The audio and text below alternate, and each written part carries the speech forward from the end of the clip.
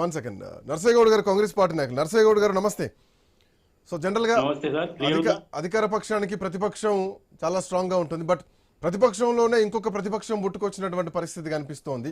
So ఇది స్వరాష్ట్రాన్ని సాధించడానికి ఒక ఫౌండేషన్ వేసినటువంటి గడ్డ, కేసీఆర్ని కన్నా గడ్డ, చింతమడక అని మాట్లాడుతూ మీరు ఆశీర్వదిస్తే ఇదే నా జన్మభూమి, ఇదే నా కర్మభూమి కూడా కావచ్చు, అంటే ఇక్కడ నుంచే నేను రాజకీయాలు మొదలు పెట్టొచ్చు మీరు ఆశీర్వదిస్తే. ఒక్క చింతమడక గ్రామం ఆశీర్వదిస్తే కాదు, పూర్తి సిద్దిపేట ఆశీర్వదించాల్సినటువంటి అవసరం ఉందని ఆమె మాటల్లో కనిపిస్తోంది. ఈ రాజకీయాన్ని ఎట్లా చూస్తున్నారు కవిత పొలిటికల్ ఈ మాటల్ని?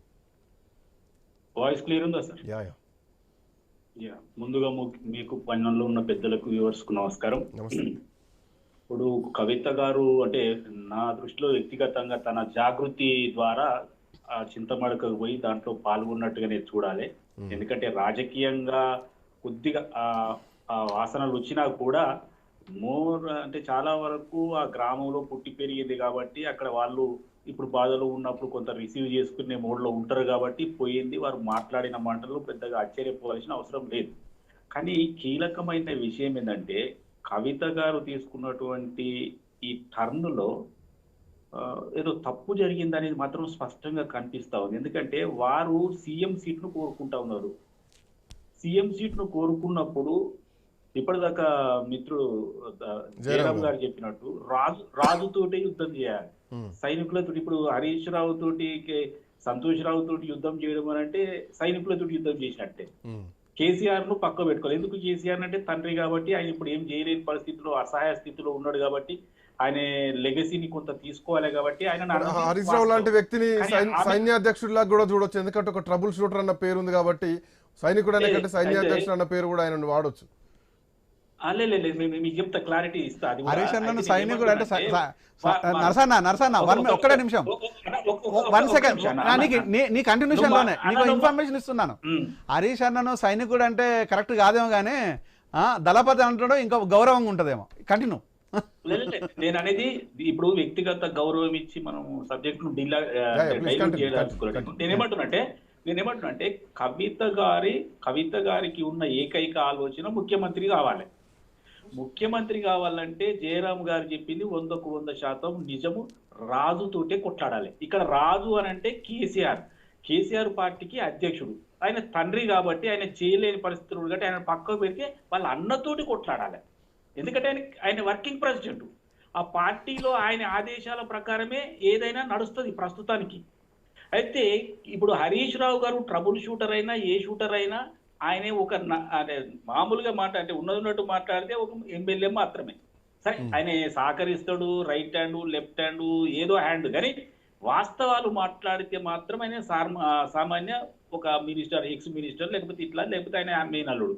ఆ సంతోష్ రావు కూడా అదే కేటగిరీలోకి వస్తాం. నేనేమంటున్నానంటే కవిత గారు నిజంగా ఆమె పొలిటికల్ టర్న్ తీసుకోవాలి, తర్వాత ఈ లెగసీని క్లెయిమ్ చేయాలంటే ఆమె చింతమడక నుంచైనా, సిద్దిపేట నుంచైనా, జుబ్లీహిల్స్ నుంచైనా, ఎక్కడి నుండి అయినా ఆమె పొలిటికల్ టర్న్ తీసుకోవాలంటే ఆమె టార్గెట్ చేయవలసిన మొట్టమొదటి వ్యక్తి వాళ్ళ అన్నగారే. రెండో కీలకమైన విషయం ఏంటంటే తప్పు జరుగుతుందని నేను ఎందుకంటున్నంటే వారు డబుల్ స్టాండర్డ్ లో మాట్లాడినట్టుగా పొలిటికల్ సర్కిల్ అన్ననే టార్గెట్ చేయాలి, తండ్రినే టార్గెట్ చేయాలి, భవిష్యత్తులో రాజకీయంగా ఎదగాలన్నా, ముఖ్యమంత్రిగా ఎదగాలన్నా అన్న పాయింట్ మీద తీసుకుంటే కనుక హరీష్ రావును టార్గెట్ చేయాల్సినటువంటి అవసరం ఎందుకు వచ్చింది అన్న పాయింట్ ఒకటి. అండ్ వీళ్ళిద్దరిని కాకుండా హరీష్ రావును ఎందుకు టార్గెట్ చేస్తున్నారు, వెనకుండి నడిపించేది ఎవరన్నటువంటి క్వశ్చన్స్ కూడా వస్తాయి. హరీష్ రావు సార్ మీకు రెండొక ముఖ్యమైన విషయం చెప్తా చూడండి. నేను ఈ మాట ఎందుకు అంటున్నంటే ఇప్పుడు హరీష్ రావు గారిని టార్గెట్ చేసి మీరు ఏం చెప్పదలుచుకున్నారు? హరీష్ రావు గారు అవినీతి పరుడు, సంతోష్ రావు గారు అవినీతి పరుడు, వీళ్ళు మాత్రమే అవినీతి పరుడు, కేసీఆర్ కాదు అని మీరు చెప్పదలుచుకుంటే ప్రజలేం పిచ్చోళ్ళు కాదు. నేనేమంటున్నా, మీ అటాక్ ఎట్లా ఉండాలంటే వీళ్ళు చేసిండ్రు, మరుగున పెట్టిండ్రు, పార్టీని బదనాం చేసిర్రు, మా డాడీని పక్క పెట్టి డాడీకి తెలియకపోయినా వీళ్ళు దొంగలు కాబట్టి మా అన్నకు తెలియకుండా ఆమె ఇవాళ ఇంకొక మాట కూడా అన్నది, మా అన్నను 2016 హెచ్చరించిన అని చెప్తా. నేను చెప్పదలుచుకుంది ఏంటంటే సార్, కవిత చెప్పే ఈ చిలుక పలుకుడు ఎవ్వడు కూడా నచ్చడు. ఎందుకంటే ఈమె హెచ్చరించింది, ఈమె అరెస్ట్ అయింది, హరీష్ రావు దొంగ, సంతోష్ రావు దొంగ, ఇక మిగతా వాళ్ళంతా మంచి వాళ్ళు అని చెప్తే ఎవరు నమ్మాలి? నేను అనేది ఇట్లా ఈ అంబిగ్విటీ వద్దు. స్ట్రైట్ జరిగింది, తప్పు జరిగింది. ఎవరు? కేసీఆర్ ను ఆమెను సేవ్ చేయదలుచుకున్నావు. కేటీఆర్ మీద పడాలి. నువ్వు పార్టీ పెట్టినా, రేపు జాగృతిని పార్టీగా మలిచినా, లేకపోతే టీఆర్ఎస్ కేసీఆర్ అని పెట్టినా, ఏది పెట్టినా ప్రజలు నిన్ను నమ్మాలంటే ఈ డోలాయమానంలో ఉండకుండా బతుకమ్మ చుట్టూ ఎన్ని సంవత్సరాలు తిరిగినా నువ్వు బతుకమ్మ ఆడుకోవాల్సిందే. నేను ఏమంటున్నానంటే వాస్తవాలు చెప్తున్నా.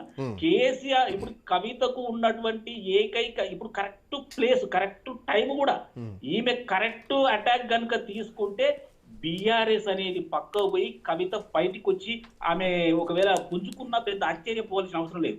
ఈ డోలాయమానముల తండ్రిని కాపాడతా, అన్నను కాపాడతా, ఆ చిన్న పిల్లలు అంటే నా దృష్టిలో వర్కింగ్ ప్రెసిడెంట్ కాదు, ఇప్పుడు పార్టీ మీద అధికారాలు ఏమి హరీష్ రావు గారికి లేవు, సంతోష్ రావు గారికి అసలుకే లేవు.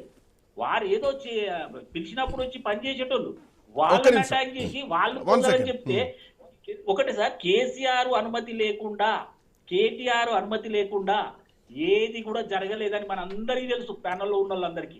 అవినీతి ఈయన మాత్రం డైరెక్ట్ చేసి కేసీఆర్ కూడా అంత బ్లైండ్ గా ఉన్నారు కదా, ఆయనకు తెలియకుండా జరిగింది అంటే జరిగే పరిస్థితి ఉండదు. కేసీఆర్ ఇవన్నీ తెలిసే ఫామ్ హౌస్ లో ఉన్న చింతమడకలు ఉన్న వీళ్ళందరూ కలిపి కట్టుగా అనుకొని చేసిన పనే. ఇప్పుడు ఏంటంటే డైల్యూట్ చేసి ప్రజలను గందరగోళానికి గురి చేయాలని ఆలోచన చేస్తున్నారు. ఇప్పటికైనా కవిత గారు ఒక స్ట్రైట్ లైన్, ఒక పార్టీ అనౌన్స్ చేయడము, ఒక ప్రాంతీయ పార్టీని మింగితే ఇంకో ప్రాంతీయ పార్టీ ఉంటది. ఇప్పుడు భారతీయ జనతా పార్టీ కాసుకొని కూర్చుంది. కవితను, హరీష్ రావును, కేసీఆర్ ను, బీఆర్ఎస్ ను అన్ని మింగేస్తుంది. సెకండ్ పొజిషన్ వాళ్ళకి కావాలి. అసలే సిబిఐ కేసు సిబిఐకి పోయింది.